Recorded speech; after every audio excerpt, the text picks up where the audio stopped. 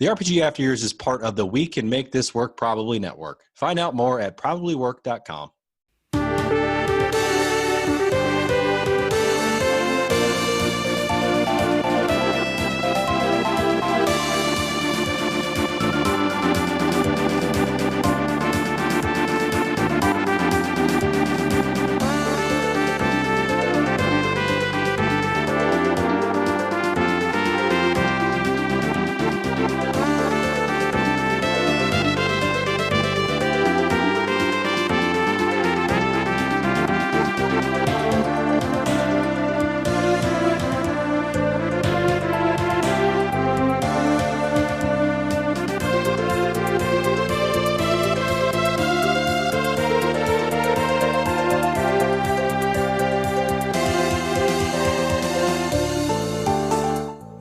Welcome to the RPG After Years, your weekly show covering all things RPGs from the past, present, and future. I'm Scott. I'm Rich. This is episode 70, and today we'll be completing the review of our latest and greatest RPG Club game. We're talking about Square Enix's 2016 PlayStation 4 spinoff. It's a world of Final Fantasy. I love the enthusiasm. Just for you.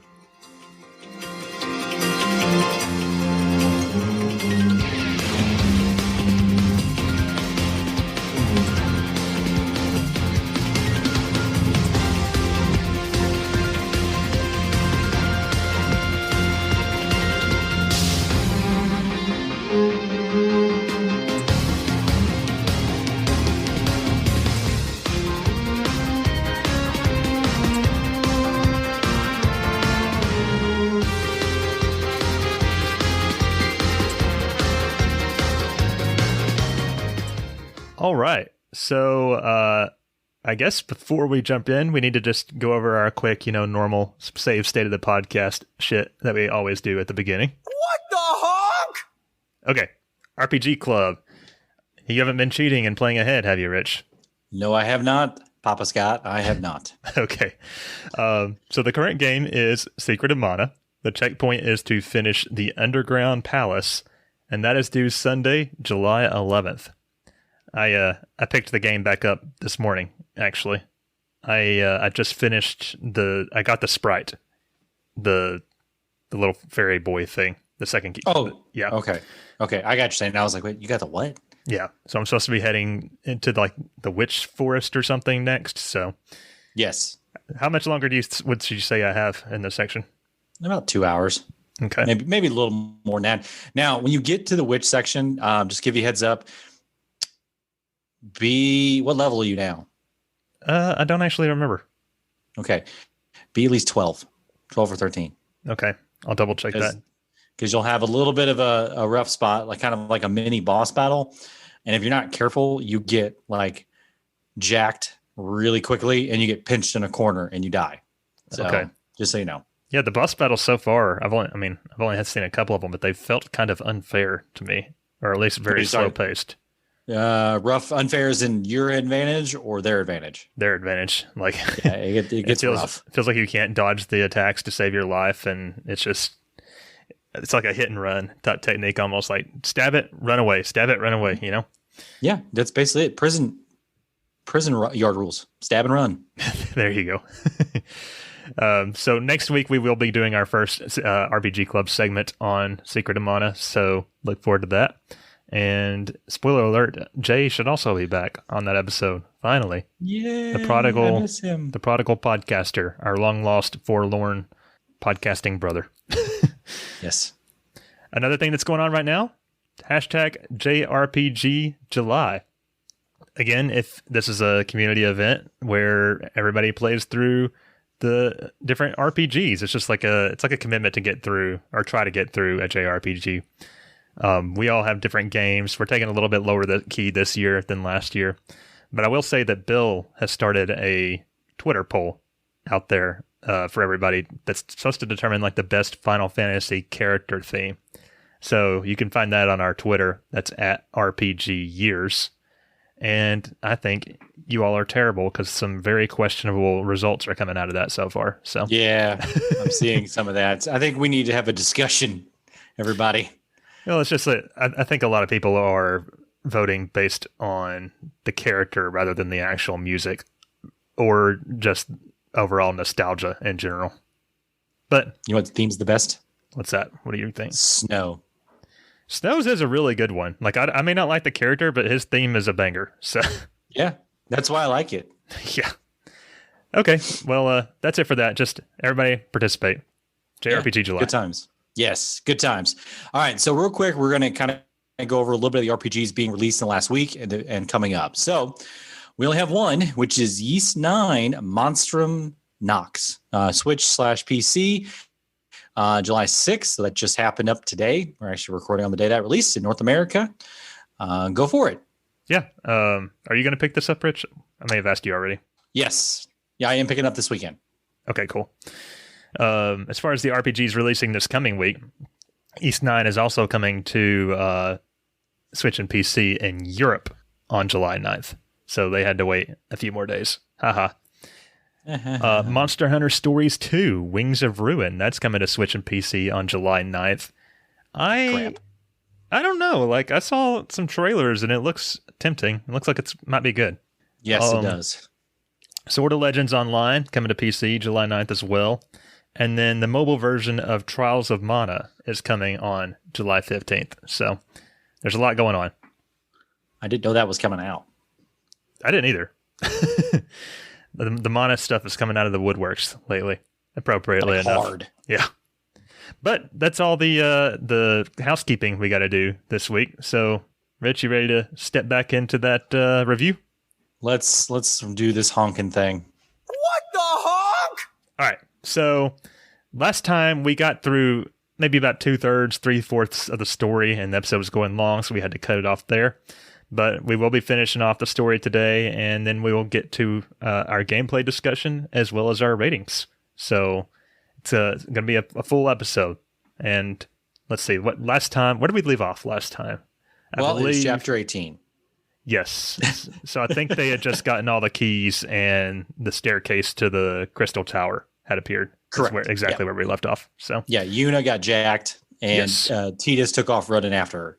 yeah, and so everybody can go listen to that episode 69, nice from last week.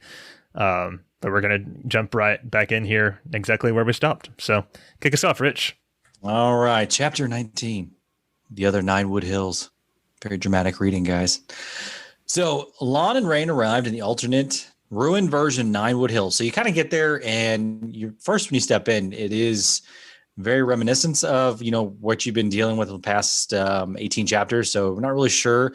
Do they ever really go over the reason why this place looks so jacked up? Why there's an alternate Nine Wood Hills.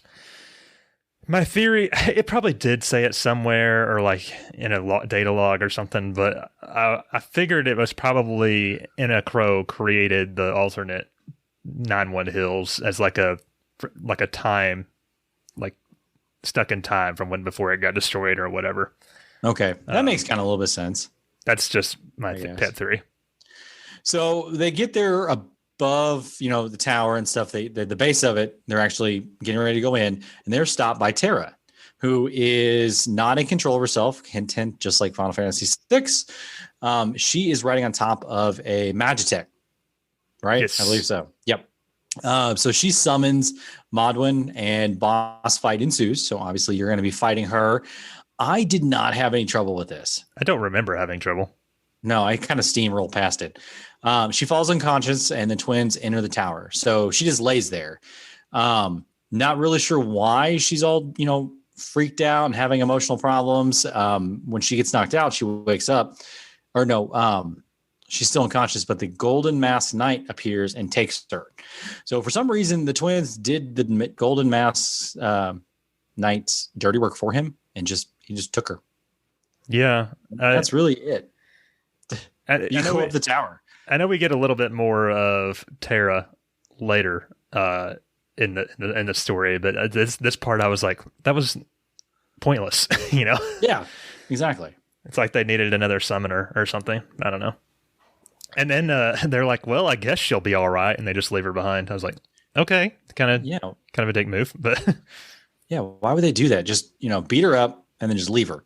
And then this dungeon, the Crystal Tower, is terrible.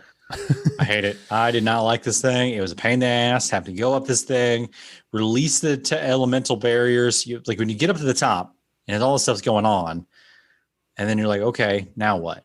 I had a couple times to keep going back up and down this tower to figure out what the hell I had to do. There's no direction. Mm-hmm. So eventually I figured it out and had to kind of go up or had to go down one level, release it, go up, do something, go back down, like up and down a couple times. It's very monotonous and kind of easy to get turned around. Oh yeah, it happened a lot. Especially if you're going for like the Murkrift and the secret area here. It's like you got to go all the way back down at one point or something like that. And it's just like, oh my God. It's precious you think I did that. Yeah. I did not do that. I know. Okay, but then you get to chapter 20, the Crimson Prophecies end. And this is where the plot decides it's going to actually start happening. There's a plot? Yeah, right? So they arrive at this giant mystical gate. It looks like a portal from like a sci-fi thing or something. And it's called the Ultima Gate. And apparently Rayne like faintly remembers this shit. And that's when Brandelus arrives and announces and like introduces himself. He's the leader of, the evil Bahamutian Federation, but he's also like an ancient evil that their mother fought a long time ago. And did you get any like ominous feel from this dude? Like the whole time, each bad guy we face in Final Fantasy, you get this feel of like, okay, this dude exudes and he basically leaks evil. This guy, I'm just like, this guy's kind of a bitch. I like his design, but he's mostly forgettable. Yeah. But here's this actually made me laugh. I wasn't intimidated by him because I was too busy laughing at this. You know how like every time a main character or any character really comes on screen, like the camera like freezes and it does like a little text blurb to introduce the character like this, it just puts their name there. It did that for Brandelus here. And this is the main villain. So we're just now meeting the main villain in chapter 20. I know we had one or two like cutscenes with him earlier in the game, but it just like I was like, really? Yeah, it's just dumb. Yeah. Great storytelling. Yeah. So at this point, you do fight Brandelus and defeat him, and then the mysterious masked woman, who we again haven't seen for who knows how long, she appears and tells them that they have to open the gate to free their mother, Lady Luce. Who she's like floating in like a cube above. Apparently, kind of looks like like a prismarium, I guess. Yeah. So they do free her, but apparently this plays right into Brandelus's hands. Of course, the Cogna monsters begin coming through the gate, and apparently this is like a series of ancient demonic monsters that were sealed away by Lady Luce. Which again, I don't think Cogna have been mentioned at all. Nope. And then the woman posing as Luce turns to be Helen, Lon and Rayne's sister. I don't think she's actually blood, but right, like that they grew up together or were raised together or something. I don't remember. It was not that important, apparently. So she's pissed because apparently Lon and Rayne have made the same mistake in the past as far as like opening the gate and releasing the Cogna. So I can I can understand why Alan would be like, God damn it.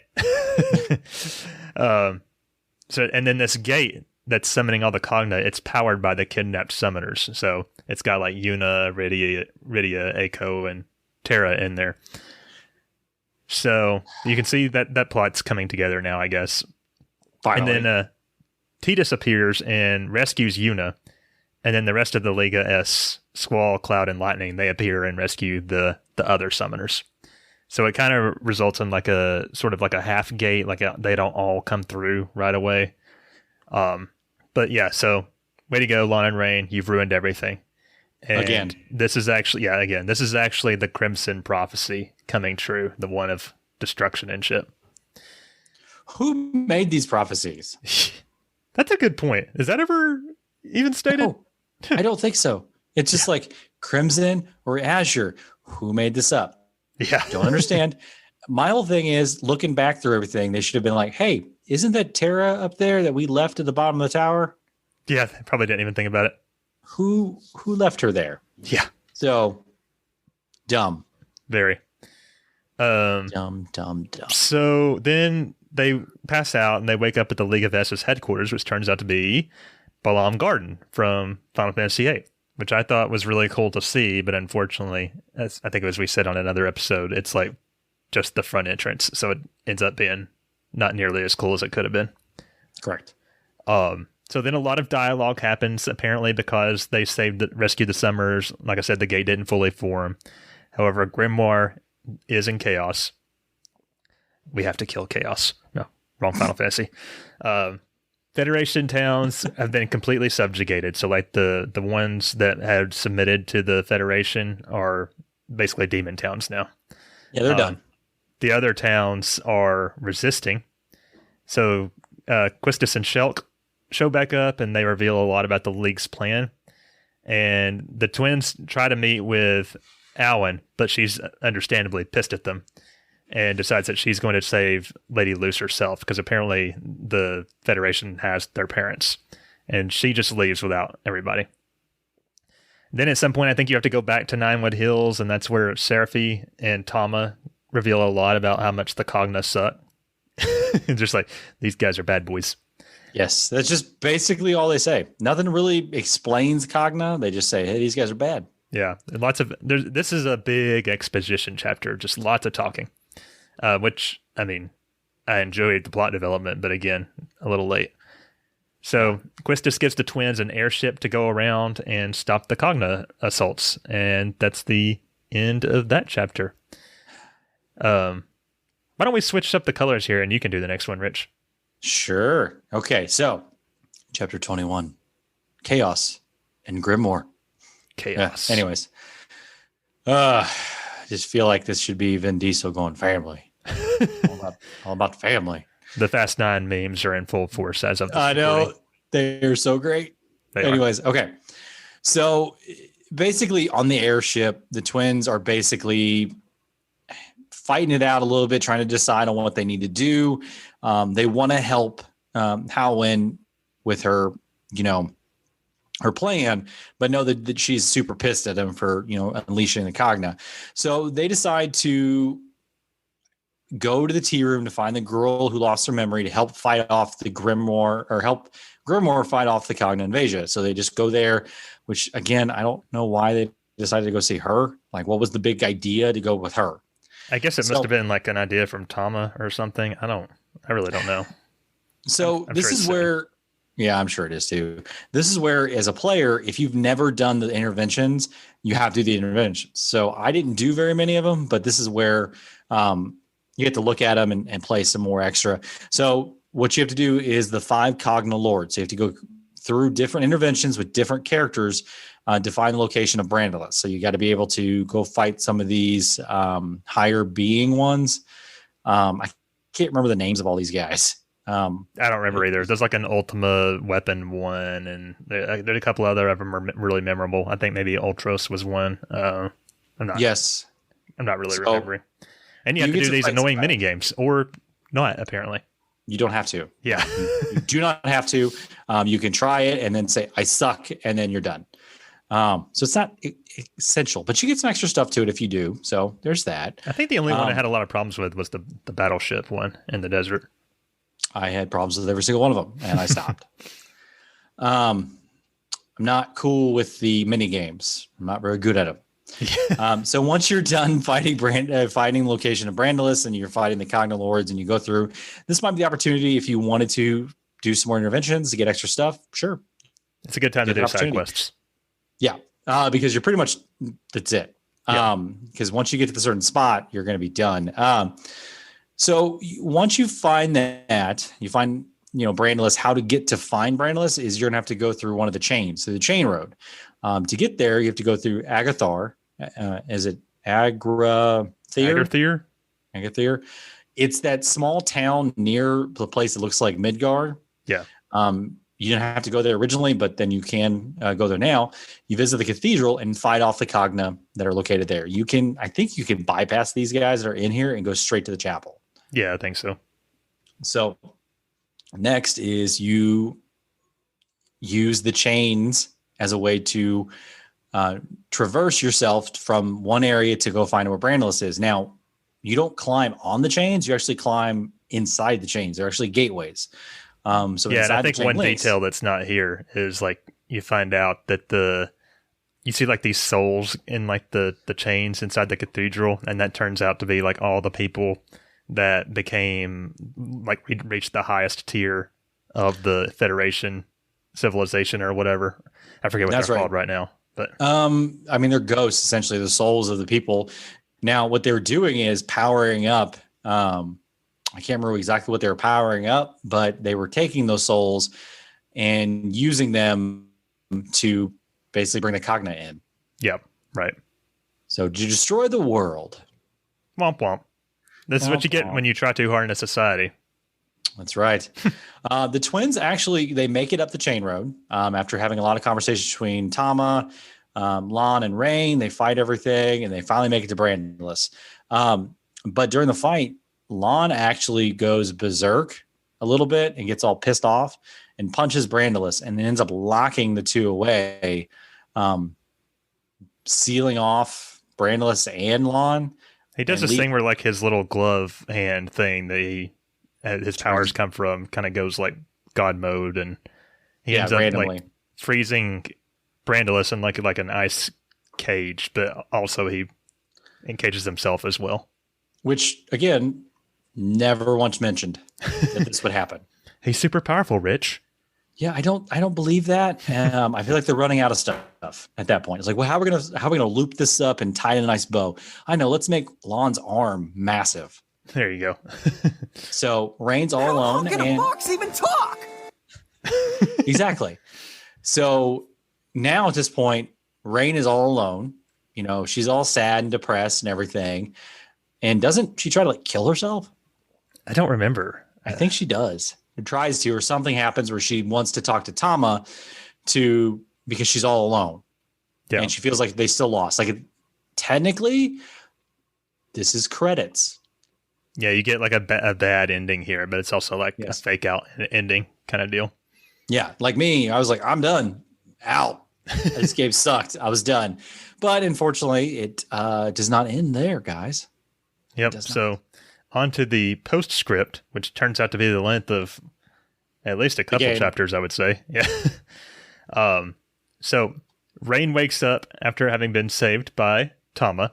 So basically what has happened is Tama sacrifices like all her remaining lives to wind back time to before they decide to climb the chain road.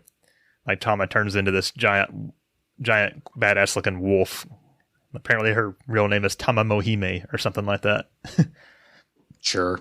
But they find out that like in this new reality, apparently Seraphi has been Tama, like done everything that Tama did throughout the whole time. Like she was their new partner in this reality the whole time. And I was like, I prefer this reality. I kind of like Seraphi, but Tama. I miss Tama. Yeah. I don't know why I did. So yeah, they're right before they decide to climb the chain road.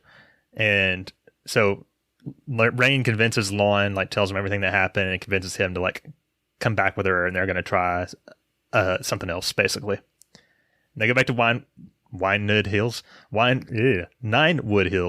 to come up with a new plan. They meet up with Alwyn. They convince her of everything that's going to happen and to actually work with them. So their new plan is they're going to gather all the summoners to the gate and put all the Cogna back through and rid the world of them. So basically they're going to try to do like a reverse summon deal where the gate pulls all the Cogna back through it. Sucking them through a hole. So at this point, you have to gather a bunch of super strong Mirages. I don't remember why. It's the Pleiad. Like you have to have all 7 of the summons. So you get Diablo, Ifrit, Shiva, Odin, Ramu, Bahamut, and Leviathan. And a couple of these are kind of difficult, I thought. Bahamut was the difficult one. I don't know what the hell the problem was. It's like I spent a good hour on him. Yeah. Just whittling him down. I remember Diablo being kind of tricky too, but I could be misremembering. I mean, our Mirages are probably so OP by this point, it couldn't have been that bad, right? Yeah. I mean, did you use these guys at all? Because I didn't. I used Ramu because you could put them in your normal stacks, but I never used Mega Mirages, even though a lot of people were in the Discord were saying that was like the easy strategy to use against these bosses. Well, at the end it was. That's what I used. Yeah. It was pretty awesome. So they're dubbing this Operation Salvation. So they go to the gate, and the twins take the fight to Brandelus again. At this point, the Plume Knight and Sigwardus appear. They're like the two henchmen, demon people, sub-villains. Mm-hmm. And you find out that basically that they are their parents, kind of. Like their bodies of their parents possessed by these demons. You get a flashback. Yes. So Sigwardus is their dad, who I think his name was... What was their dad's name? Was it Rourke? I'm just going to call him Dave. Dave? I'm just going to call him Dave. I don't remember. I think it starts with an R. And then the Plume Knight is actually Lady Luce. So somewhere around here, I think we might have already passed it, but you get like a long anime cutscene that explains how Lon and Rayne like freed the Cogna in the past, and then like they were basically trying to take the load off of their mom by taking all her Mirages and capturing more, and so that's why they decided to like open the Cogna gate in the past and released all hell, all hell break loose. It shows them being real assholes, and like I think Lon like freezes Alan in place when she's telling him not to do it, and it's was a bad Alan the situation. babysitter? No, I think she was just like taken in by their parents or something, or maybe like an attendant's daughter, or I'm not sure. I can't remember. Should have beat those two kids. Yeah, for real. And Lon's a real asshole during this. He's like, "How about you just shut the honk up," or something like that. Yeah, dick. So after they defeat the Plume Knight and Sigwardus, there's these scenes where they say goodbye to their parents for the final time because they're already dead and they can't be saved. Yeah, I thought the scene between their dad and Lon was really good. Between Dave? Yes. The one with their mother, not so much. Turn those corners up. I think part of that might be just because Lon is the stronger voice acted character. Maybe, I'm not sure. But anyway, so you finally get the Brandelus fight. It's a final boss fight. And there's also like scenes in here of the summoners and like Titus and Squall and all them helping to fight. So that's pretty cool. But you fight Brandelus. The twins win, and they send everybody back through the gate once and for all. So they kind of get sucked in with it, and they decide to like sacrifice themselves basically to make sure that Brandelus goes back through the gate. And yeah, they like basically do a self-sacrifice situation and go through the gate themselves. Did you feel any, like, were you sad or did you care? I thought it was hilarious because it was their fault to begin with. Right. That all this crap happened. So the least they could do is sacrifice themselves. Oh yeah, there's also a scene in here where Lon starts to freeze Brandelus again, and then like Rayne has to reel him in to keep him from freezing himself as well. How bad that would be if he did it again. God damn it. Yeah, just bring back time. Yeah. So they give Wynn all their Mirages that they've collected, and they tell everyone to rebuild the world, and then they go through the portal, and the gate closes, and all turns to normal. And there's a scene where Lightning says "See you later" or something. That was like the final line of the before the credits or something. Yeah, Lightning, her badass self, just like, "I'll see you later." Yeah. So you get the credits, and it's one of the coolest things I've seen in Final Fantasy. They've got like all the main Final Fantasy characters in like a CG cutscene, along with like Inna Crow and Tama and all the main WoF characters doing like a K-pop choreographed dance. I loved it. Yep, I felt weird watching it. I'm like, I'm concerned. It made me so happy. I've gone back and watched it a few times since then, just for fun. There is a secret ending, and I believe what happens is Inna Crow appears and gives Wynn two prismariums that contain the spirits of Lon and Rayne. And so that sort of explains how you can continue playing as them as well as win. I think win might be just in Maxima, but yeah. So this is something that really frustrated me. I alluded to it last episode, but Inna Crow doesn't even turn up in the end to like explain anything or like explain her plan or what she was trying to do or where she's been. It's just like it's all implied. I don't know if there's more in like the bonus post game content or like some kind of extra secret ending or what, but such a wasted character. Yeah, very much so. Like I would expect to have her pop up several times. It's kind of a guide to these guys, but nothing. You don't just tell them because I'm God and then disappear for the rest of the story. Well, totally. But that's the story of WAF. Of course, there's a lot more in like the interventions. I don't know what happens, if anything, in the post game. But what were your sort of like your overall thoughts and stuff, Rich? Of the story? Yeah, it had a lot of potential. A lot of potential. Yeah, I feel like it started off very interesting. I was looking forward to seeing where it goes.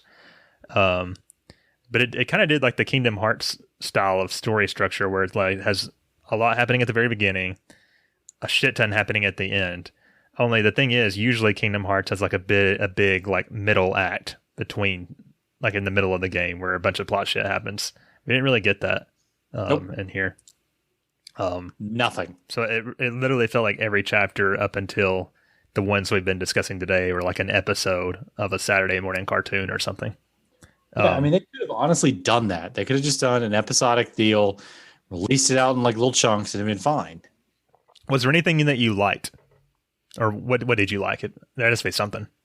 I did like the Prismarium. Like I liked the combat itself was kind of fun. I thought that was at least the only real reason I played it. So there wasn't really anything about the story that drew you in at all. Okay. No, most Final Fantasy games always have this emotional drive to them, as in like, you know, there's a conflict and you sense of urgency, some tragedy happens and, you know, you resolve that, you become a better person and, you know, goes on. I don't like the fact that they try to do that in the last like chapter with just everything in one deal.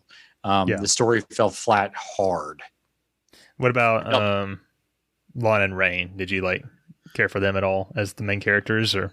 No, it felt like they had two pieces of a character, as in like one character, and they separated them out. Lon stupid, Rayne serious.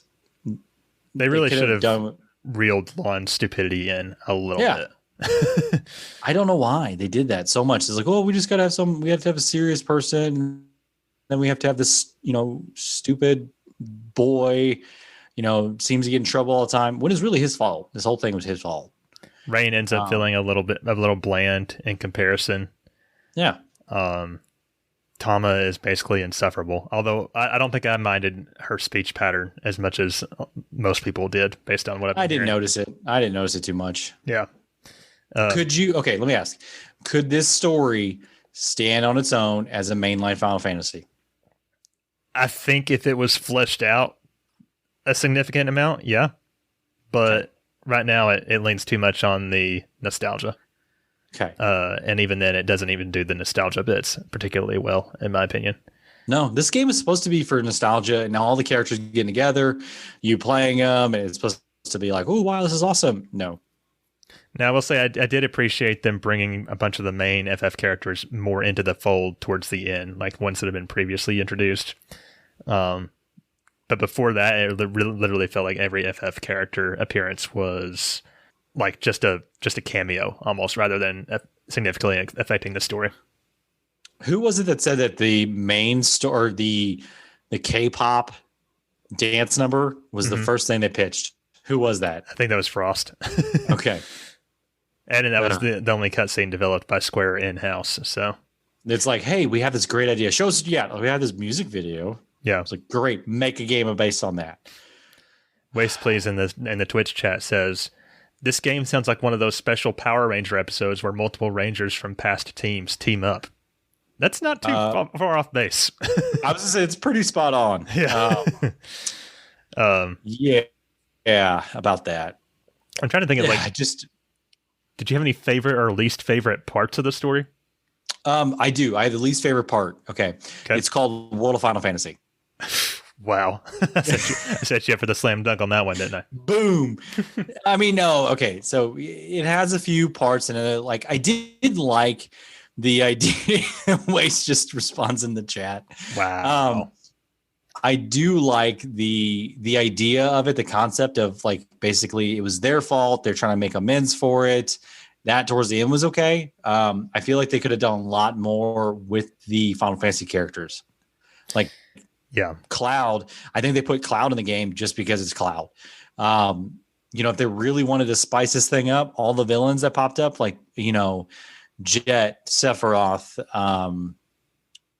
Kefka, all them. Why not have them as part of the bad guy team? That would have been cool. Yeah. But then, let's see. It's like I wish they either need. It's almost like they didn't know what to do. Like whether to focus in on this this original story or if they really wanted to like do like a Final Fantasy like callback story, kind of focusing on the Final Fantasy characters. Yeah. Let's see. Because Dissidia kind of does that. So. Dissidia has its own storyline too. But imagine you have these characters popping up. You have the main heroes. And then occasionally you run across some of these villains that have been recruited by, the Bahamutian army. Like in certain sections of the game, it's like, okay, here is the general. It's Kefka, who's insane. Or Sephiroth, who is being, super cryptic, douchey. Yeah. But yeah, even Kingdom Hearts did that with Sephiroth. He showed up a couple times. It was like, okay, it's very weird. But yeah, that's something they could have done. Yeah, for sure. And even though I was one of those people that was pissed that they kind of ditched Final Fantasy and Kingdom Hearts 3, at least in the other Kingdom Hearts games, their use of the FF characters was tasteful, and it's usually the same characters in every game. So it's like they had to have a plot arc. I guess, I actually think the stuff at the end wasn't bad. It's just it wasn't set up properly. It was rushed. Yeah. And I don't know. All right. Well, we got other sections we need to talk about here. I don't think the story is terrible, but I don't think it's anything particularly special either. Like, I think most mainline Final Fantasy games have a better story than this game. You'd have to go back into the really old ones to start having a conversation, in my opinion. Yep.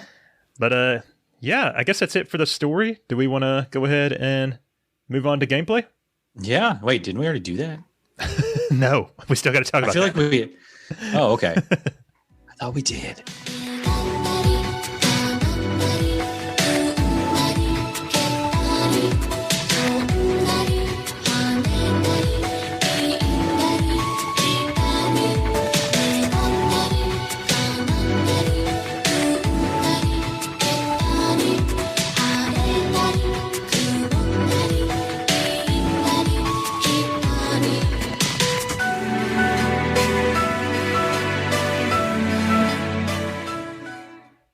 Okay, so let's see here. Gameplay.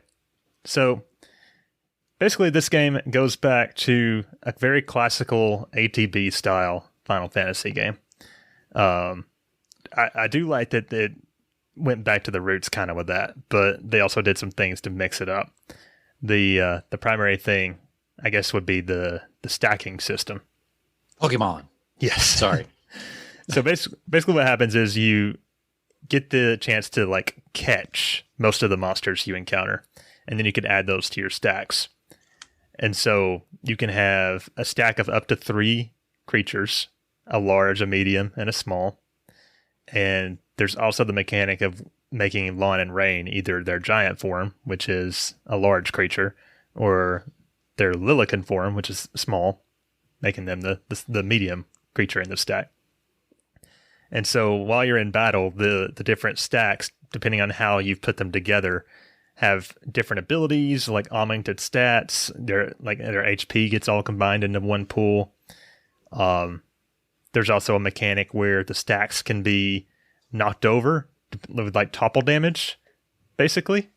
So that's just scratching the surface, really. But How did you feel about the battle system in general, Rich? Honestly, the whole time you're talking, I've been remixing the Pokemon song in my head, going Mirages, gotta catch 'em all, Mirages. Yeah. And that's all I had. I don't remember. But I mean, it's a nice concept. It really is. I mean, it's a different type of combat mixed with the ATB feature. You can, if you're playing on the Switch, the Maxima version, you could speed that up by holding one of the buttons down, which I did. I ain't got time to wait. So, being able to play around with the stacks, I didn't do that. I know Corey said, you guys said that Corey did that a lot. He was messing around with all of that stuff. Yeah.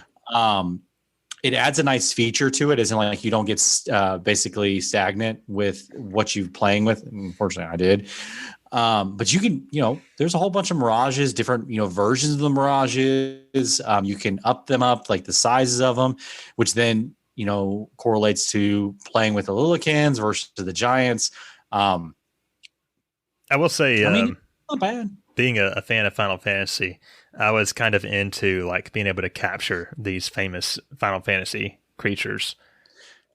But to tell you the truth, 13.2 did better. Okay, so I would agree with you that 13.2's system is more fun. Yes. But in that one, it's using like the 13 versions of all these monsters, and it doesn't have a lot of like the classic monsters, I guess you could say. Yeah. But 13.2 is definitely more fun. I guess it feels like more of like you said, a Pokemon type system here. Which is fine. There's nothing wrong with that. I mean, it's their spin and style of that. Being able to play off different, monsters' strengths and weaknesses, being able to, pick and choose, like who's going to be your team is pretty nice. So yeah, I didn't hate it. I didn't hate the combat. I thought it was okay.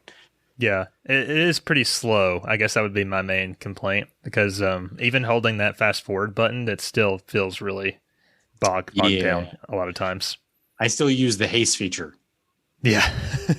So I hasted them and then pushed the button. Yeah, for sure. Let's see. As far as actually imprisming the Mirages, they all have like a different capture feature or capture requirement. It's not just like Pokemon where you get their HP low and then you throw a Pokeball. Which I tried the entire time. Right. So, for example, it might have the requirement like must be hit with a fire attack or must be inflicted with so-and-so. Which could be. Does it tell you that? You have to scan them to do that. And so I kept Libra on my stacks the entire game. You didn't do that? I mean, what do you think? Jeez, how did you even know? Like, I'm wondering how you even managed to capture any in that case. I just hit shit. That's all I did. I hit shit till it did that weird thing, and then I threw a ball at him, and then I captured it. So, yeah. It can be frustrating because depending on the requirement, it could be that you just don't have the means to capture that thing. Like if you didn't buy the right items before you came into the dungeon, or if, or you may not be able to figure out the mechanic, like you said. And sometimes, like you have to fulfill the condition like several times, like to increase the chance of a successful capture. Now, this is a perfect segue into puzzles, like puzzle switches. Oh, yeah, with your stacks. Correct. Now, I did run into a challenge where I had to go back and, I did capture various ones. I had to go back in and swap some out because I didn't have the ability to do this puzzle. Because basically with these puzzle switches, you go to this terminal and your task is to meet a criteria to release this switch. It's either having monsters that have a resistance of 75% of water and weighing over a certain amount. So like you had to play around with that to basically make the switch work. Yeah. And Waste, when I think he put in the chat, that is not good game design, talking about the capture mechanics. That leads right into what you were just saying with the switches, because if you didn't bring the right Mirages, then you're screwed. Yep. You gotta go back. There is an item that lets you call Seraphy to switch out your Mirages, but unless you happen to buy some, you may not have any. Yep, which it did. Yeah, after that happened once or twice, I started carrying 2 or 3 on me at all times. But yeah, that's an annoying thing. I'm glad I was following a guide so I would usually know like what mirages I needed to take. Speaking of, that really leads us into the exploration aspect. It's pretty simple. You're just going through dungeons. Some of them have some puzzles, but you got a map. You can run around as, either the Lilican in giant form or giant form of Lon and Rayne. You can switch which one you're controlling at any time, as well as what form they're in with the press of a button. What do you think of the dungeons in general? The design was okay. I can definitely tell that this was, for a younger crowd, the Final Fantasy series. The dungeons were not overly complicated. There wasn't a lot of stuff hidden. The only dungeon I had a little problem with was that ice dungeon out in the ice fields, where you had to kind of like hit the ice and go certain areas. That was a little bit of trouble, but other than that, yeah, the last one there made me feel pretty stupid too. So yeah, but that's it. I mean, this game was designed, at least in my opinion, for a young crowd. Yeah, none of them are too bad. The only dungeon, okay, so the Crystal Tower sucked, right? But yeah, whatever. There's been many dungeons like that in Final Fantasy, but I hated the what you call it, the final the X9 castle with the running around on the walls and ceilings and shit. But I guess that's a more specific complaint. There's also these things called gimme golems while you're exploring the dungeons. Basically, it's like just a blockade, and they ask you for a certain item. And I think it's almost always like a unique item you just got to find somewhere in the dungeon. And if you're exploring properly, you'll run across it on your own without having to worry about anything. Or just follow the path to its end until you find the chest. Usually it has a really weird name, so as soon as you pick it up, you're like, oh, that's for the gimme golem. Yep. There's no point to anything. Yeah.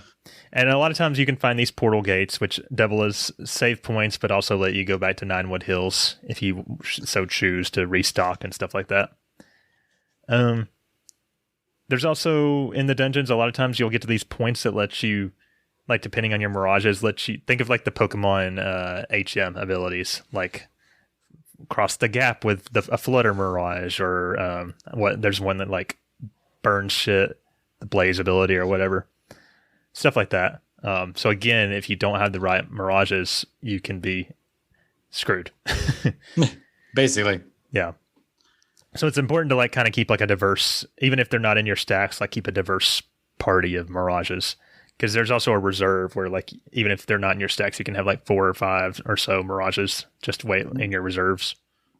Another thing too is it does have this nice leveling system where everybody in your reserve, like you, your stacks, and then whatever you have like on the back end, just like your Pokemon, back end, they all level up too.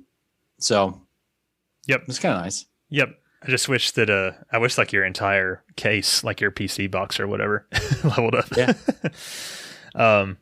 How did they not get sued? That's my question. How did they not get sued for this game? Because if Nintendo is like, hey, wait a minute.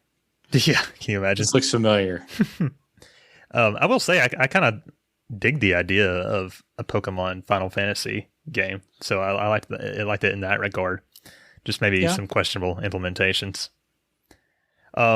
There are towns, but yeah, quote unquote towns. There's not really. They usually have like a shop in them somewhere. Actually, do they have shops? They don't have shops in these towns, do they? I don't think so. It's just Chocolate back in Ninewood Hills. So yeah, you really just go around these towns and talk to people. You can accept Townspeople Quests, which are basically this game's version of side quests, and they always amount to like just being like a fetch quest type deal. It might be like, show me a certain mirage, or find me a certain item, or Isn't it's that pretty in Pokemon too. Yeah, but that's that's in a bunch of RPGs. Yeah. Well, no, I'm saying show me a mirage. I feel like there's a quest in Pokemon that are like that. Right. Well, yeah. I mean, it's Pokemon with a Final Fantasy coat of paint on it. So,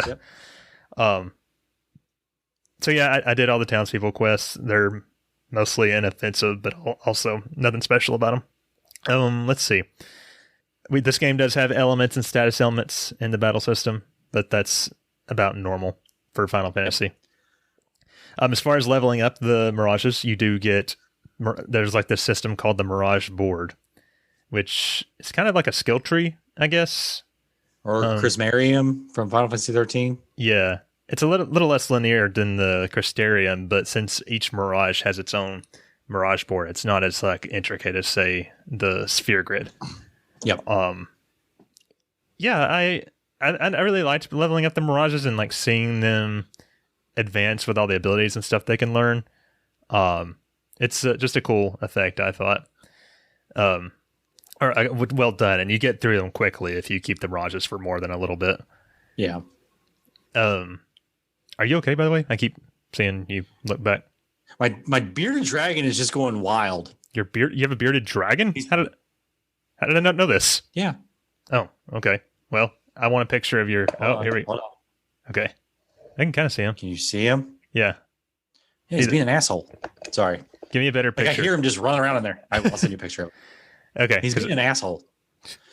Let's see what else you get. There are some stroll abilities. I'm trying to think of like what else we've missed here. There's the Mirages. Yes, those are like basically special jewels you put on your character. Sometimes you have these that are, basically they keep Libra on or attacked higher or there's some other deals to it. And plus, if you're wearing some of them, you can, as you're a Lilican, to actually have the appearance of certain Final Fantasy characters. Yes, I think that's exclusive to the Maxima version. Correct. But I'd never messed with it because I never really had a desire to make my characters look like the old Final Fantasy characters. I might have played around with it if they didn't also augment your stats. And so at that point, I was just like, I don't want to think about it that much. You're done. You can't handle it. There is a totally optional Coliseum with... I just realized when we were talking about the story, we somehow left out that whole part about reviving Tama. Oh, well. Tama's dead. You have to get these pieces of Tama from Seraphi because Seraphi finally believes you that you're not crazy. And then you revive Tama and Seraphi comes back. It's just this weird thing and it's stupid. There's also a plot resolution about Refia's uncle because everybody cares so much about him. Yes. Yeah, so there's a Coliseum. It's totally optional. You can get some high-level Mirages easily that way if you so choose. I think the only thing you're required to do it for is to catch the first few summons, like Ramu and all of them. Yeah. Another mostly side quest type thing is the Tea Room. The girl who forgot her name's Tea Room. Did we ever find her name out? I don't think so. Plot hole. I mean, the only revelation that we got about her is she's like part of some kind of timekeeper society or something. Yeah, very. I wonder if any of that is in the post game. I don't know. What if it's Anna Crow's daughter? I kind of thought it would turn out to be like some kind of like Anna Crow from the past or something like that. But as far as I know. But anyway, you can buy champion medals from her, which is basically the true summon to this game where you summon in the Final Fantasy characters. I liked that mechanic because, it's like a cute animation, more Final Fantasy nostalgia type shit. And they even... I bought every single one of them. I did too. They even got the it changes the music at the battle for a little bit afterwards to that, like a remix of that character's something from their game. Okay, let me ask you this then. Which champion medals did you use the most of? I tried to use all of them just because I wanted to see all of the animations. I feel like I ended up using Shintoto for a long time. I feel like I had Tifa for a while, maybe. I don't know. What about you? Sephiroth. I think I used Balthier and Snow. That doesn't surprise me. I mean, if you got the DLC, then you get to use Sephiroth and Balthier almost immediately. So it makes sense having them on your team for a while. I'm pretty sure I had Sephi for a while as well. But yeah, after you see him a couple times, though, you're like, okay, please skip. Nope. Oh, you watched them all every time? I watched them every time. I got excited. Dedication. I got excited every time Sephiroth showed off. He's basically only bad. Well, him and Arden are the two bad guys. I'm like, you know what? I agree. I agree with everything. It'd be interesting Just if they enjoy ever actually do a WAF 2, like what characters they would decide to include this time around. Arden has to be there. That'd be cool for sure. I love Arden. I think that's. Oh, there's also the interventions that you can do with the girl who forgot her name. So basically, these are like you get a little cut scene of some Final Fantasy characters interacting, a lot of times in like a humorous situation, and then they get into trouble where they're fighting something or other, and basically Lon and Rayne are able to assist them from afar by fighting their own version of that battle.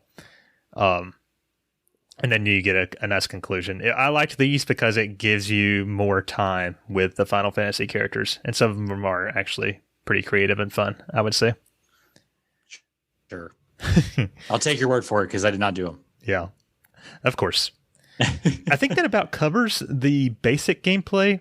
There are a few mini games in the game, especially when it comes to that one part of the chapter where you have to fight the 5 Cogna Lords. I mean, that's something that they did was they kept some of the mini games and some of the extra stuff down to a minimum to an extent, to basically incorporate some of these younger crowds that might be playing this game. Yeah. The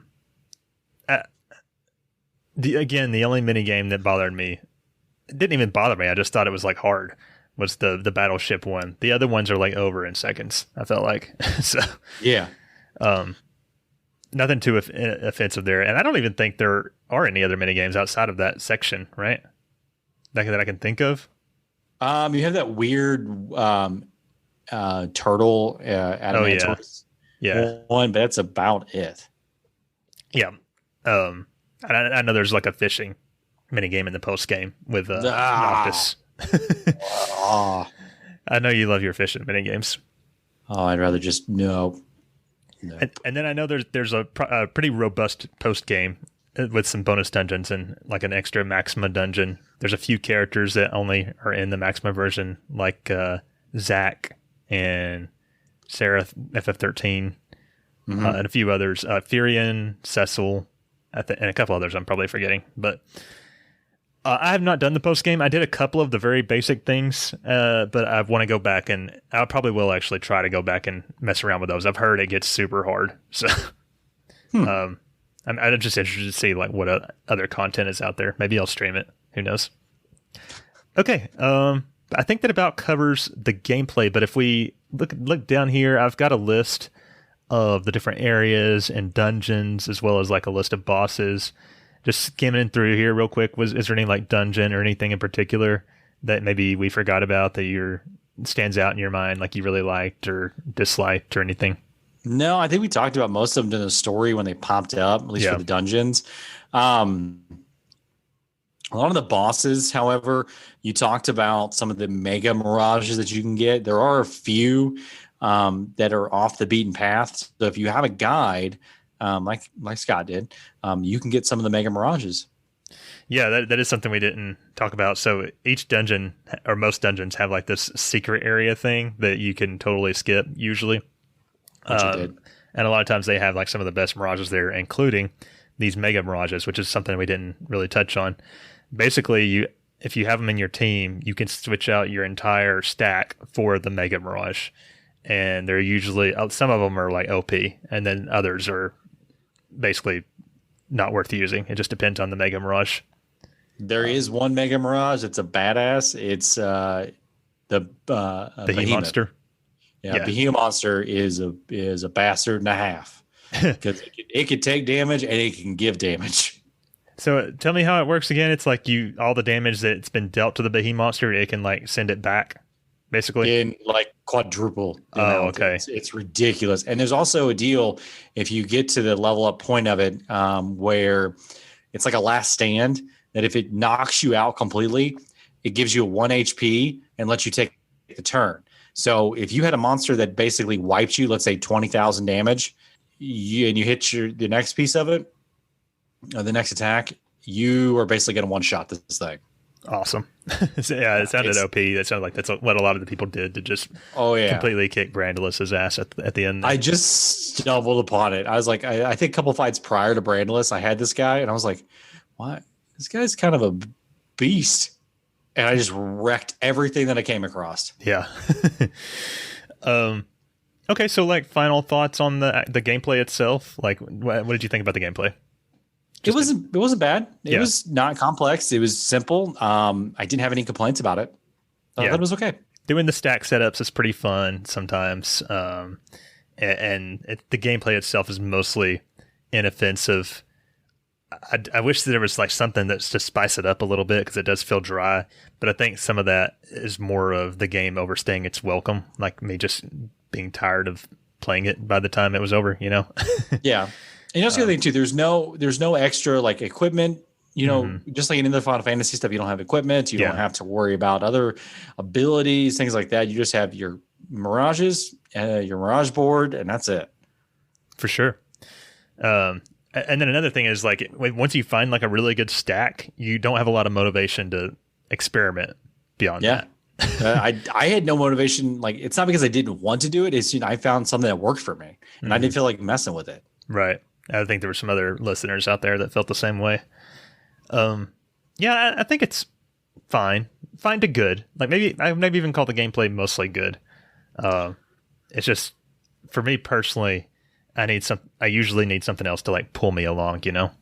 Yeah. Okay. Well, I think maybe that's enough for the gameplay. Before we move on to the ratings, we do have a tea time. Do you want to jump into that and see what Bill had to say? Let's see what our British brother across the pond has to say. It's been a minute. Oh, Lord. It has. And now, it's time we join an old friend once again. It's tea time with Bill. What the honk? Hello, everybody, and I feel like it's very appropriate just after the 4th of July that we do definitely have a Bill's tea time, or tea time with Bill. Because, you threw all our fucking tea in the water, you bastards. Never ever waste tea, alright? Yeah. One day that karma's going to come round to you and you'll have someone in charge. Like, okay. Anyway, so, yes, let's talk about Woof, shall we? Woof, woof. Oh my god, I loved this game. It was such a refreshing change from a lot of the other games that I've been playing. And I just absolutely fell in love with it, to be honest with you. I thought it was brilliant. The storytelling was nuts and bonkers and crazy. It was just like any other Final Fantasy game where you don't have a fucking clue after time what's going on to the end of the game anyway. So I really liked that. It turns out your main characters were kind of knobs, which I really liked. I thought Lon was such a brilliantly written character. Like, he was supposed to just be the idiot, but then occasionally he would throw out absolute gems, like he wants to honk your mother and stuff like that. It was just brilliant. Just what a honking good game. And yet Tama's voice actor, you can say what you want about the Tama, but the Tama was awesome. And the voice actor deserves some sort of Oscar for the work that they did. That must have been the hardest job on earth. And I hope Square paid her very, very handsomely. Her or him, I don't know who it was. But yeah, the game was great. I thought I enjoyed the exploration. I thought the cities and the towns were very pretty, and the dungeons, I thought they were all very nicely done. It was kind of, it was chibi. It was a kind of childish style, but it really just it really worked for my imagination. I thought it was absolutely brilliant.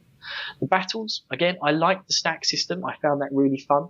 It was kind of like Pokemon on crack. But I have to admit, there were far too many things to catch. And I know for a fact that because of the limitations of the Vita, they limited the amount of stuff you can catch. So for me, I just kind of caught things that I thought looked interesting as I went along and just went with that. And then just buffed the hell out of them. When I realised as well that you could actually use the buffs from the advanced monsters in their cycle, because you can evolve them and everything, can't you? But keep them as the small monsters, that was it. Absolute game changer. I suddenly had these little small creatures on top of my stack that were giving me strength boosts beyond belief. I just absolutely loved it. I thought it was great. Kind of, my only complaints really of the game would be that A, it's too easy. Also, I love the fact that it was too easy because it just meant I could just pick it up at any point, play through it, and I didn't have to worry about grinding really at any point. It was kind of only really in the Postscript that I found any sort of real difficulty spike. And I found that I could counteract that difficulty spike by going to Chocoletta or whatever her name is, and just buying a load of lightning marbles, and then I could just absolutely spam the hell out of Odin, spam the hell out of Leviathan, and they were the only two I was really having any difficulties with. Other than that, as long as you've got a Mega Behemoth, you're kind of going to be all right towards the end of the game. So yeah, Mega Behemoth for the win, people. Mega Behemoth. It was just great. It was a bit too easy, my only complaint. Loved the stack system. And it just kind of felt, the whole Final Fantasy thing just kind of felt a bit shoehorned in at the end. I think Scott mentioned in last week's episode that they kind of were planning this as a different type of thing, but then decided to bring in all the Final Fantasy Mirages and everything to go with it and the champions. And you kind of feel like if they had been a different type of champion, nothing to do with Final Fantasy, that had this almost like different type of story going into it where it wasn't connected with Final Fantasy at all, this game would have been outstanding. But I also really liked all the Final Fantasy references. I liked having, Ultros as a sub-boss that you could fight when you go into the girls' tea room. And all those sorts of things. Getting Leviathan. It's just a very thoroughly enjoyable experience. And a very funny game as well. It's not often a game actually, sometimes I read some of the comedy in the games and it makes me smile. This was one of the few games where I actually laughed my ass off several times. And I just thought it was great. The flan joke, amazing. Every time Lon pulled out a honking honk, it was just great. And it was just so good. The comedy really hit home for me. Maybe I've got the mind of a 2-year-old and it just sat well. But, such is life sometimes. Such is life. But yeah, I'll be back shortly because I want to give my scores. And I feel like I deserve it. I went through the whole thing. I am a host. Don't forget that. I am a host, guys. I may not be a regular host, but I'm still here. And I still deserve to have my host scores read out. Scott, Rich, don't you deny me, boys. Don't you deny me. Anyway, that's been Team 5 with Bill, and I'll speak to you all soon. Bye. Denying Bill is like my favorite pastime, so yeah, I don't like that he's telling me I can't today. Yeah, I don't remember us agreeing to that. He's a host anymore. But right, when did that happen? I don't remember that. I thought he left. I'm kidding. He's still a host. Everybody, I still love him. Yeah, we'll throw tea whenever we damn well please. Exactly. This is America. Yeah. Okay, ready to get into the ratings, Rich? Let's do this.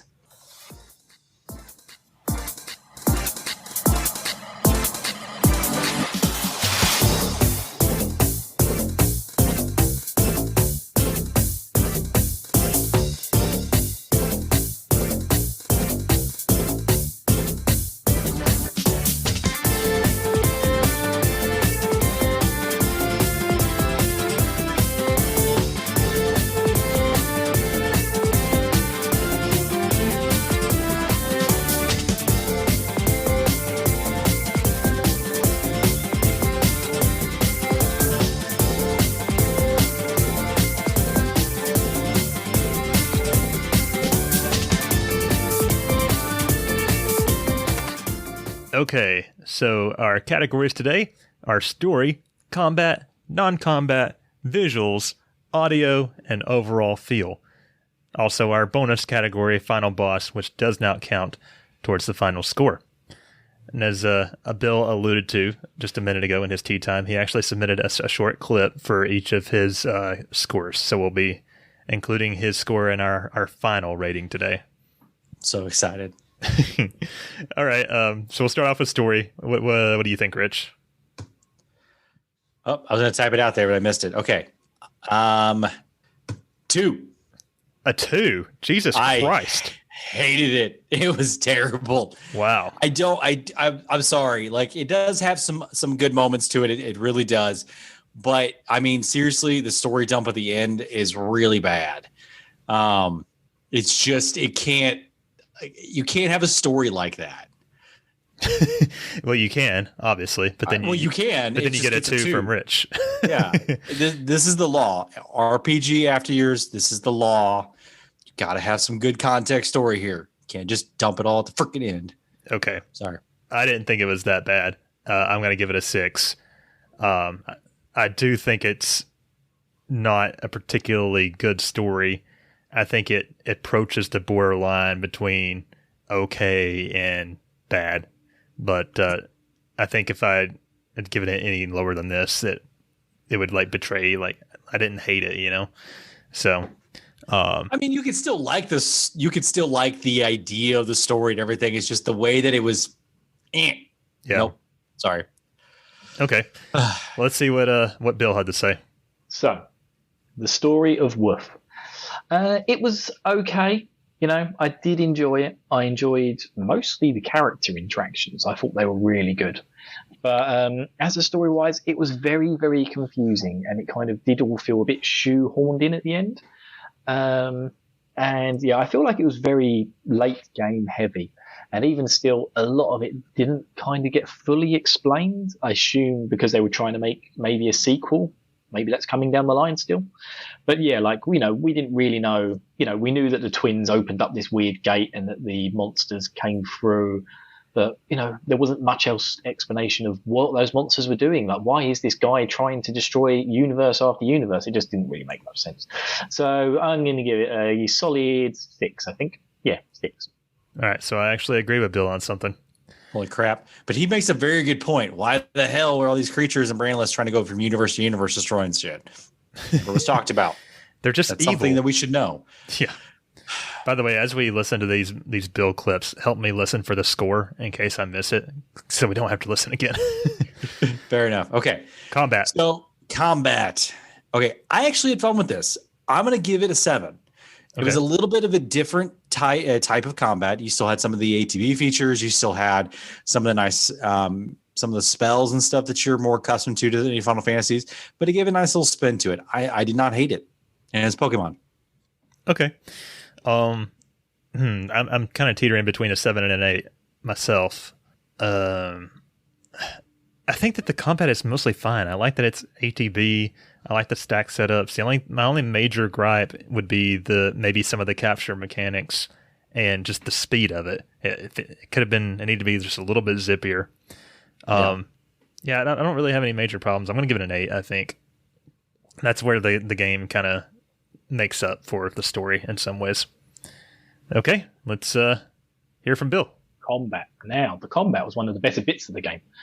This was thoroughly enjoyable. I thought the stack system was a really good, fun idea, and it did make you think about it. So it kind of, every time you hit a brick wall, where, you know, in most games you'd have to go off and grind for a few hours, you know, to sky up. In this game, it was just kind of like, okay, what am I missing? What's going on? You sort of have a look at your monsters, go, okay, maybe this will be effective, or this will be effective.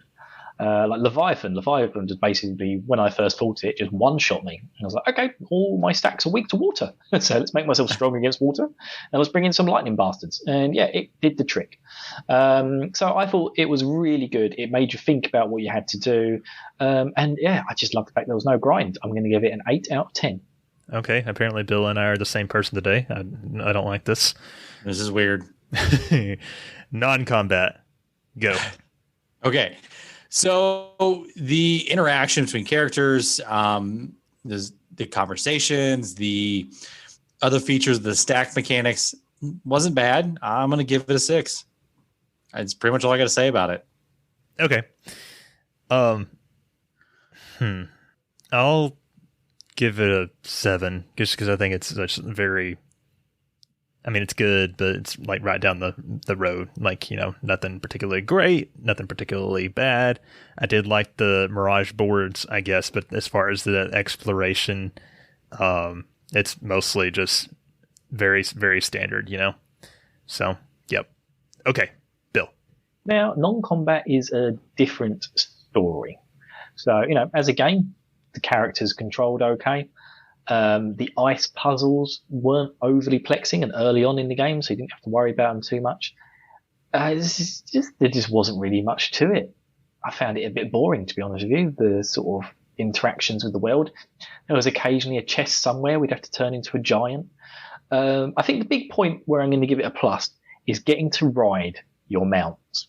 That was great fun. And finding the mounts that moved faster as well, because there was a behemoth, but then also later on there was this little thing with wheels. I never used it in battle once, but I realized how quick it was on the map. Brilliant. I could get through most screens with only maybe 1-2 encounters. Fantastic. It was called like a Magna Roller or something. Loved it. So I'm going to give it a solid 7. Oh no. He brings up a good point though, because we didn't even talk about the mounting feature. I didn't use it. I did. It was cool because it's like fun to like ride a Malboro around. What other Final Fantasy? Okay, visuals. If you guys match again on your rating for this one, I'm done. I'm out. It's getting a little too weird. Visuals, I didn't have any complaints to it. Oh my eye. So I didn't have any complaints at all. It, yeah, you should totally. 7. I didn't hate it. I thought it was great. The backgrounds, the towns per se, wasn't bad. I enjoyed it. Okay, I think this is one area where I think this game does pretty well. The presentation value is really high in the game, as far as like the visuals and the audio and like the animation of the cutscenes, and it's just like they really like did their best to make this feel like a fully fledged Final Fantasy game as far as the presentation of it goes.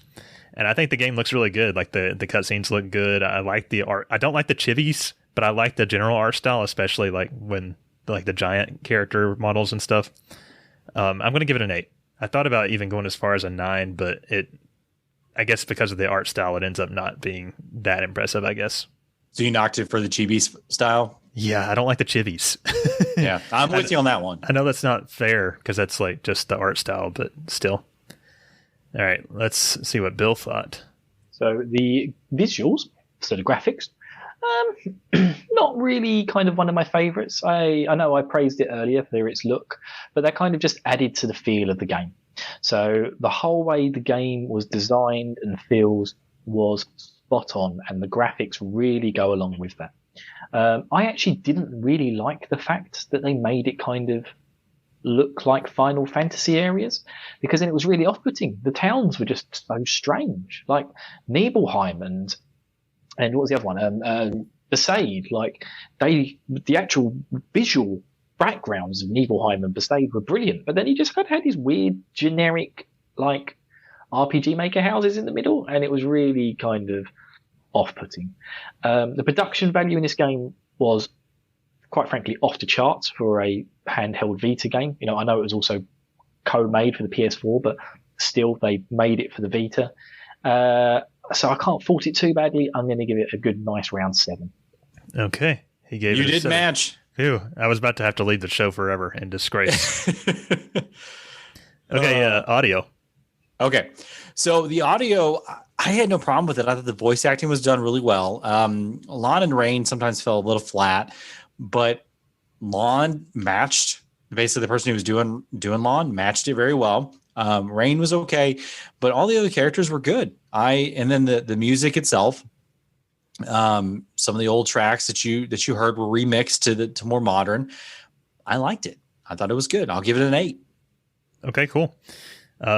I also thought that they did a good job with the audio. The soundtrack is pretty good. They have a lot of remixes of the old familiar Final Fantasy music, and I like a lot of the remixes, and even some of the original music. Like I really dug. I like the main battle theme. I like the Ninewood Hills theme. It's pretty good, and then the voice acting is pretty.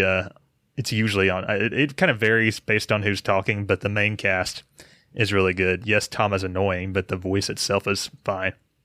I mentioned before, I thought that Lon and Rayne, those voice actors did a really good job, especially Lon. I don't really have too many complaints about the audio. It's just like I wouldn't say the soundtrack is, it's going to blow you out of the water necessarily either. So I'm going to give it an 8.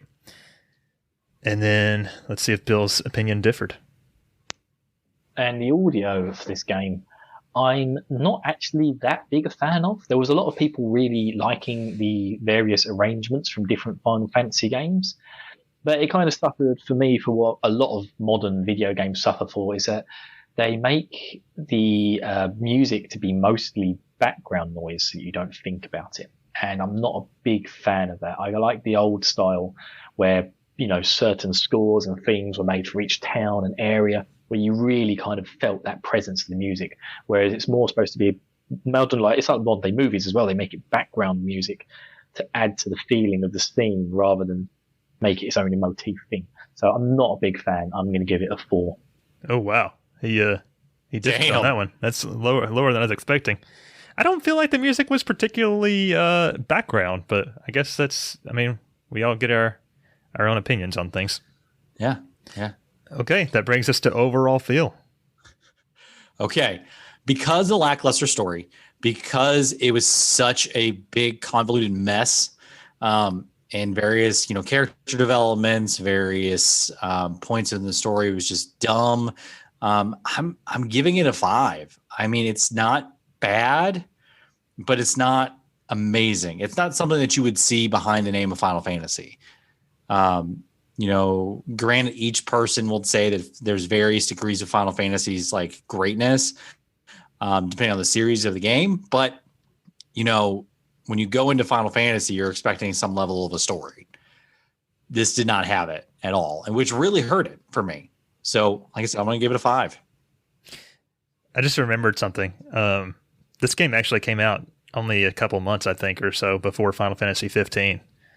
So that's interesting. But a lot of people said that they liked it better than FF15. So that's just a fun thing. I don't know why they would say that. I mean, okay. I mean, that's each their own. If some people liked it better, but you got to remember too, is people were really hating on 15 for some reason. True. Now there are a lot of people coming out of the woodwork going, 15 wasn't that bad. Yeah. Just like they did with 13. Okay. Well, my overall feel, I'm going to give it a 7. There's some things I really didn't like about the game, like how the story plays out, but I do still think it's a fun game. And I wouldn't say I feel positive on it. I don't feel particularly negative on it either. I definitely like it more than Wild Arms. That's for damn sure. So yeah, I'm gonna give it a 7 there, and I doubt I'll ever play it again, to be honest. But I'm glad I did, more or less. Hey, it's on your checklist, right? You played all Final Fantasies. Exactly, and I was counting this one. Okay, and let's see where Bill landed. And now to my overall feel of the game. As I described earlier in my tea time, I had an absolute blast playing World of Final Fantasy. I know I've given it middling scores through the way, but I am comparing this to I'm comparing it to all the games I've ever played, and in those aspects, it's kind of middling. But as far as overall feel, I had a great time, and I'm really differing between 9 and a 10 here. Is it a 10? No, I don't think it is a 10. I think the story isn't quite good enough to make it a 10 out of 10. Story is paramount for me. So I'm going to give it a 9 out of 10 for overall film. I loved it. It was a great experience, and I would happily play it again. I won't, because I've got too many other bloody games to play, but I would happily play it again. I like how he basically said the opposite of what I said. I have one thing to say to that score, and it's... What the honk? Yep. I don't understand how he could give it a 9 when he gave some of the other categories, significantly lower scores. But, I know that he really enjoyed it. So, to each their own. Oh my God. I got questions for him when, you know what? We're going to have a discussion. We're going to talk we're going to talk about this. So final boss. So again, remember, this is not a category that does count towards overall scores, but we just kind of talk about our overall feel of the final boss. World of Final Fantasy. Brandelus is the villain. He gets a 1, in my opinion. He sucked. Nothing. No animosity, no nothing. It's just bad. Why do you feel that way? Because there's with most Final Fantasy villains, you get some surge, and I've talked about this before, of, I know this is the bad guy. I need to take him out. I understand his motives. I understand what's going on and what it needs to be done. With Brandelus, I get none of that. To me, he's just a guy that's okay, he stands in my way. He could be a bottom tiered villain, in my opinion. Yeah, he's really forgettable for sure. Yeah, I'm trying to think of another Final Fantasy boss that, does a better job. That's in one of the lesser liked Final Fantasies, but he's just terrible. Yeah, I don't like him. Kind of like the classic Garland style villain almost. Yeah. Okay, so what did you think about the actual fight though? But you're talking the combat, the very final battle, right? That wasn't bad. I mean, I still steamrolled it pretty quickly. There was no surprises. You have 2 different versions of them, which, is kind of standard for Final Fantasy. But I was half expecting, with all the other Final Fantasies we played, to be a secret, boss that we didn't know about that was pulling strings on the back end, like, the dad or something. But it didn't. It had nothing. I'll give it a 5 myself, but for kind of the same reasons you were saying. Not only is the villain mostly forgettable and boring, but the boss fight wasn't particularly challenging either, because I was OP at that point. I guess I kind of liked the design of that second phase where he's like this in the middle of a giant nebula looking thing, kind of. But other than that, it's like just nothing really to write home about with the final boss here. And then the last time we'll hear from Bill today, at least we hope. And finally, the final boss. Bahu thingy majiggy biggy. Whatever he was. It was like Bartandalus Bahamut, something. I don't know. But he was hard as balls, man. Like, yeah, he was really, really difficult. Even using my tactic of, pulling out Diablos, smashing a ton of its health off with Gravity 4 or whatever it was, and then having Behemoth Monster come out and take the rest of it. He was still a slog. It took me quite a long time to grind him down to eventually kill him. And I think it took me 2 attempts, maybe 3. I was massively underleveled because, I didn't grind at all. I was going to use my favorite stack. And yeah, through a few books I had left at him for those spells, he was a bastard. So I'm going to give him a good solid 7 out of 10 for difficulty. Okay. I'm surprised to hear that he had trouble with it, but okay. Yeah, I had no trouble with it at all. Yeah. I don't think I even dialed. Yeah. Haha. Oh, well. Okay, so we have calculated our scores here. Rich, do you want to read yours off real quick? Let's do this. So, story 2, combat 7, non-combat 6, visual 7, audio 8, overall feel a 5, and final boss a 1. My subtotal is 35 out of 60, which gives me my total of 58%. Is that about right for how you feel about the game? Yeah, actually a little higher than I thought it was going to be. Okay.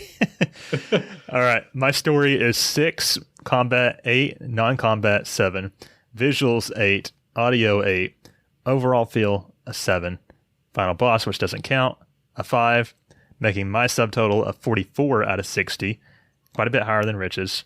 My final total, a 73%. What do you think about that? That's about right for me, I think. Okay. I thought maybe I would have ended up a little higher, but I'm kind of glad I didn't, to be honest, because that's, I want to be honest on this podcast. Yes. Bill says, I gave story a 6, combat an 8, non-combat a 7, visuals a 7, audio a 4, overall feel a 9, and final boss a 7, which makes my subtotal a 41 out of 60, or a total of 68%. It's like he's here. Right? So that actually brings the official final overall score for World of Final Fantasy from the RPG After Years to a 66%.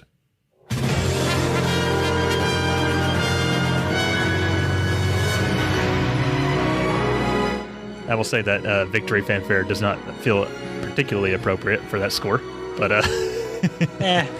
it works. What you gonna do? Do you think that's about right for the podcast, Rich? I think so. I think, even if we put Jay here, if he was going to play this with us, I think he'd be about the same. I know he was liking it at the beginning, but then I think we were too. And then I don't think he got too much farther past the beginning after that. I think the story would have pissed him off. Yeah, for sure. Maybe. Or maybe he would be happy that Gracie would have something she can connect with. I don't know. But like I said, it's more geared for younger crowds, so maybe she would have liked it. Yeah, we'll see. Or I think we will see, because I think he was playing it with her and still wants to finish it. Okay, so just some stats real quick here. So as of today, which is July 6th, 2021, that makes World of Final Fantasy the new number 46 on our list of top-rated games, which is below Saga Frontier, but above the Final Fantasy Legend. And if you want to count just the RPGs, that's our new number 28. If you want to go, just RPGs. As far as the RPG scale, this is the system I use to determine how much of an RPG this game is. It scored a 275. You need a 100 to be counted on this show as an RPG. This is really an RPG. Yes, for sure. It tied with Final Fantasy VIII and Persona 5 Royal. It's not as much of an RPG as Final Fantasy II at 290, but it is more than Final Fantasy VII Remake at a 205. So, yeah. Okay, so how do you think that's like a good placement on our list, Rich? Yeah, I think so. I think it's pretty good spot. It's pretty low down there, but I mean, it's not. I've seen a lot of differing opinions, but whatever. Yeah. Okay. This is our show.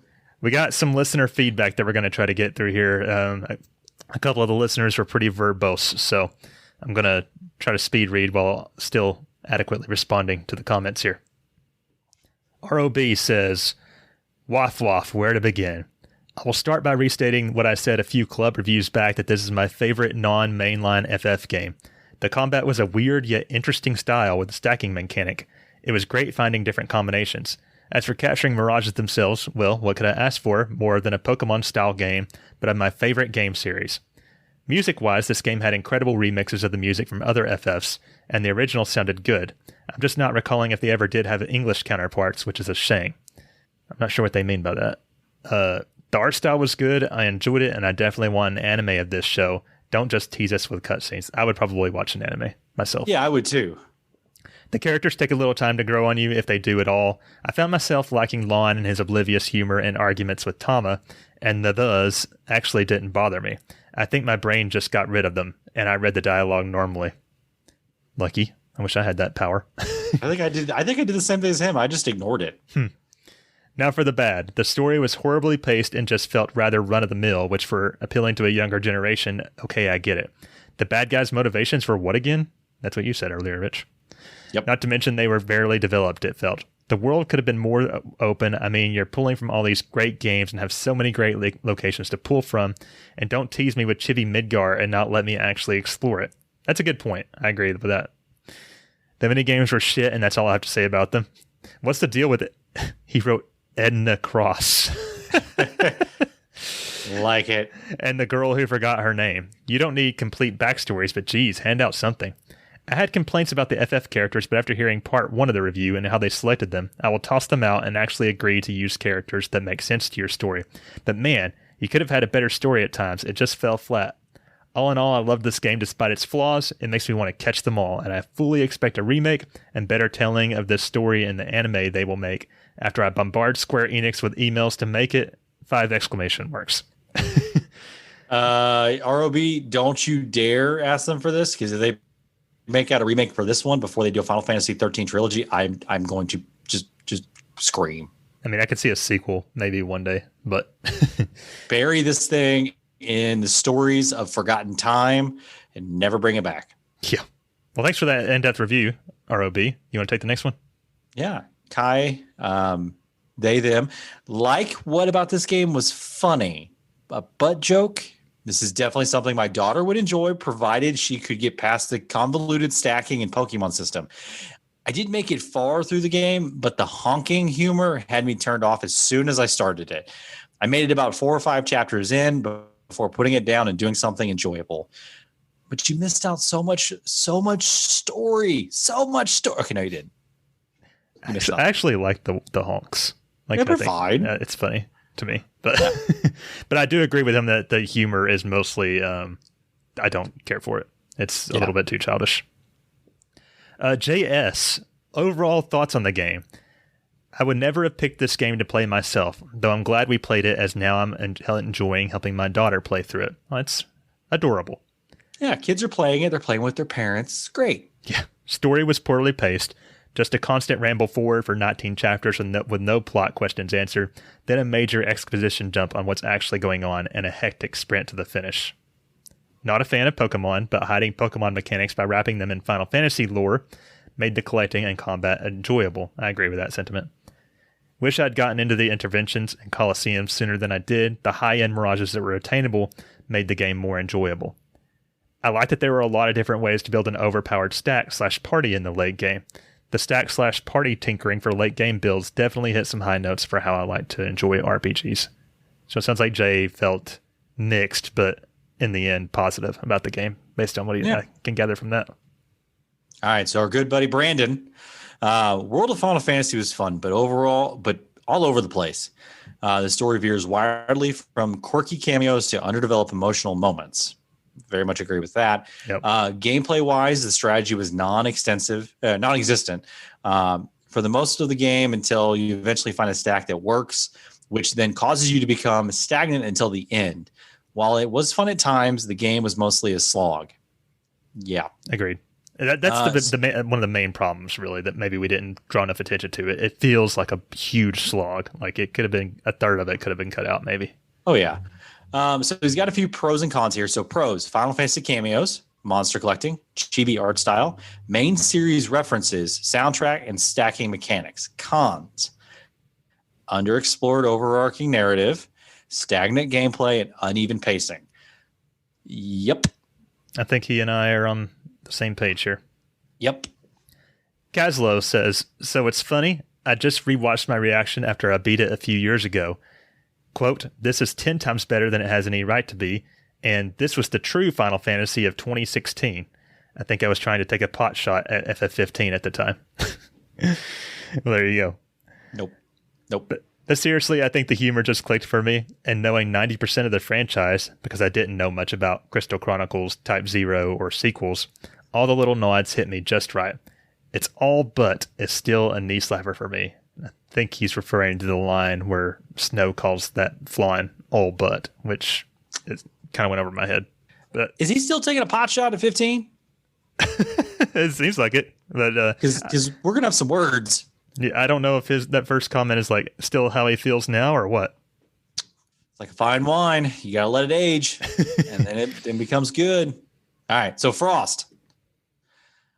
The game opens with a sense of whimsy, only to have it overwhelmed with humor fit for a 5-year-old. Not to be outdone, last part of the game reads like a bad novel. YA novel. YA, what's that? Young adult. Young adult. Gotcha. Okay, fair enough. The combat is fine, but painstakingly slow. Unfortunately, most of the good mirages are large. Regulating our heroes to their shitty chibi forms most of the game. That's something we didn't bring up, but that is because I like having them in their big forms because they look cool. Yeah, but then you don't get to use the best mirages. Yeah, I got stuck with. That's the reason why I stayed with the same mirage stack that I had. Yeah. The towns, quote unquote, if you call them that, were basically waypoints for fast travel. Little to explore to do otherwise. Dungeons and puzzles were mostly lackluster. He gave us a ratings here for. He gave a story a 5, a non-combat a 4, combat a 7, design a 7, music a 9, overall feel a 6, which gave it a 63 out of 100. So he's about right where we're at. Yeah, let's see. That's less than what I gave it, but more than what you gave it, kind of in the middle there. Yeah. Overall, it's probably the 4th best Kingdom Hearts game. When I read that line, it kind of tickled me because it's kind of true. If Kingdom Hearts was an RPG, yeah. Exactly. And that's it. Yeah, that's all the feedback. So thanks everybody for getting that feedback to me so quickly, and we really appreciate you guys contributing and being a part of the show. Yeah. If you want to be a part of the show, you should do so on our Discord, which we'll talk about in mere moments. Anything else to say about World of Final Fantasy, Rich? I'm so glad it's done. On to the next thing. Yeah, which is Secret of Mana.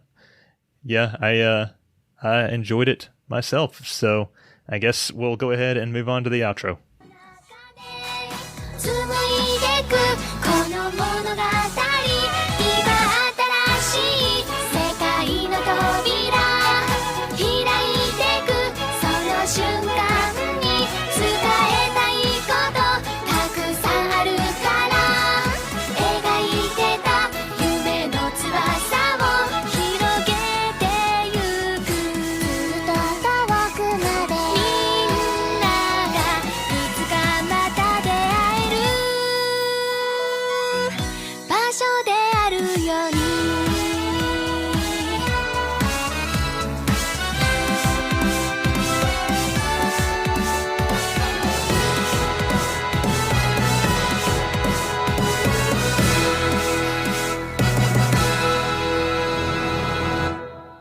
I still want to get the hosts together and do a choreographed dance to that.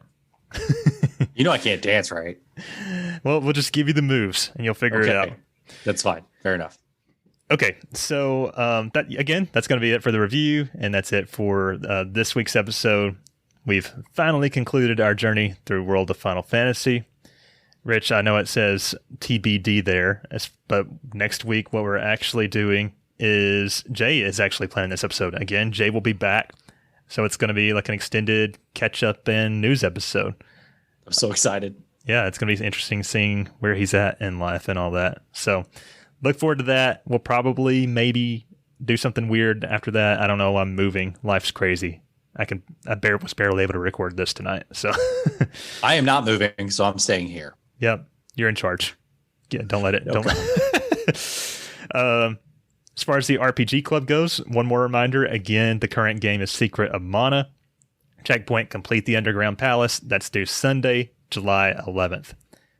Don't forget about hashtag Jrpg July. Launch into our plugs.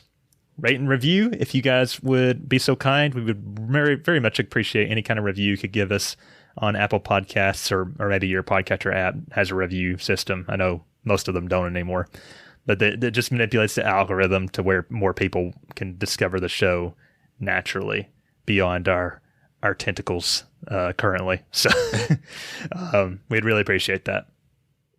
Perhaps an even better way to help up the show, check out our Patreon. You get all kinds of benefits, whether it be early episode access, ad-free episodes, access to all our extra reviews, and you get to participate in the RPG Club, which nominations and voting. So you get to help determine what game gets picked. Of course, we're playing Secret of Mana for a while now, so it's a ways off. But there's that and lots of other benefits. Rich is posting weird shit there lately. That's I gotta do another side quest. Yeah, you do.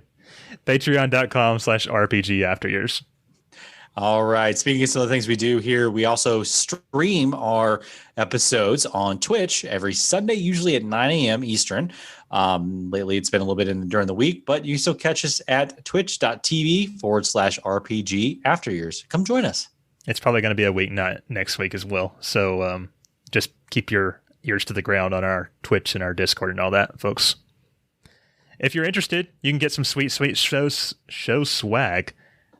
Stuff with our logo and album art on it, all kinds of neat gadgets and gizmos, coffee mugs, posters, t-shirts, most things that you can think of that you might want a logo on. We have it. So your man thongs, stuff like that. Exactly. That's redbubble.com/people/RPG afteryears/explore. All right. Talking about rate and review us. If you have any questions, concerns, anything you want to give us on episode ideas, you can email us email the show at rpgafteryears@gmail.com. I don't think we've had any emails in a while, so it's still open. Collecting dust. That's an email. And spam. Yeah, there you go. So email us. Come do that. Hop on the Discord. You can talk to us there freely. We have all kinds of fun convos. Spicy takes flying around all the time that piss me off, and then I get butt hurt, that type of thing. And then he talks to me. Yeah. So. Console me, Rich. Yeah. The link to that can be found in the show notes or our pinned tweet on Twitter. If you are not already in there, we'd love to have you. Speaking of Twitter, you can find the show at RPG Years. Don't forget, Bill is doing the polls there lately. We retweet all kinds of RPG related news as well, and all that stuff. It's fun. And you can find me at the Scott Spot. You can find me at HaleBlue1569. And if you really want to, Bill's out there too at Matunica. Yes. With 2 N's. With 2 N's. That's going to be it for episode 70. We can close the proverbial Ultima Gate on World of Final Fantasy. We're done. We don't have to think about it or talk about it anymore. Thank God. We'll catch you guys next time for episode 71. But until then, I'm Scott. And I'm Rich. Bye. Bye. Turn those corners up. Damn it. What the honk? What the honk? And forget about this game Forever. for the rest of your life.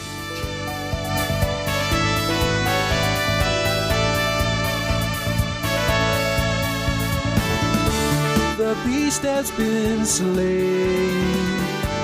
The world has been saved. Our heroes are basking in the after year. They rest in the tavern for all to hear their tale of victory and conquered fears. Revel in the peace that reigns through the land. All will know it was by our heroes' hands. Here in the after years. Here in the RPG after years. Here in the RPG after years.